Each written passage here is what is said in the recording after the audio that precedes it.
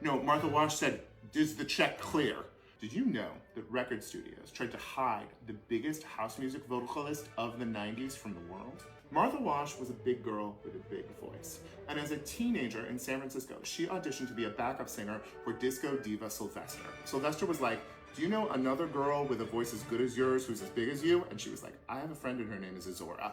They became 2 tons of fun, and they were backups for Sylvester on You Make Me Feel Mighty Real, and then they went off and had a solo career of their own, first as 2 tons of fun, and then as the Weather Girls, where they recorded It's Raining Men, of course, written by Paul Schaefer from The Letterman Show. So she had herself a nice career, and then she became one of the most sought after studio singers of the 1980s. Like, she did backup for Aretha Franklin. You know somebody has a good voice if Aretha Franklin is approving of it.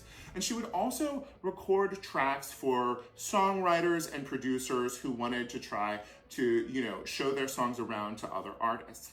But then there came a moment in 1989 when Italian house music collective Black Box had a sample track recorded by Martha Wash, and they said to themselves, "We're not going to find anybody who's a better singer than Martha Wash. Let's just keep these vocals." The trouble was, by this point in time, Martha Wash is middle-aged, she's a big girl, she's not somebody that they think anyone is going to want to see in a music video. So they hire an Italian model to lip sync to the song and pretend to be the vocalist. Now, Martha hears her own voice and sees a video that she's not in, and she gets pissed off. And then, the same year, 2 American DJs called CNC Music Factory did the same goddamn thing. What they didn't understand was that this was not Martha Wash's first time at the rodeo. She had recorded several songs, had a decent amount of money, and knew some lawyers. She sued CNC Music Factory, Black Box, and their studios. And this was the same time as the Milli Vanilli controversy. There were class action lawsuits about fraud and misrepresentation of who was singing a song. This was very political at the time. So Martha won big. She settled out of court for an 8-record music deal and an undisclosed but sizable amount of money.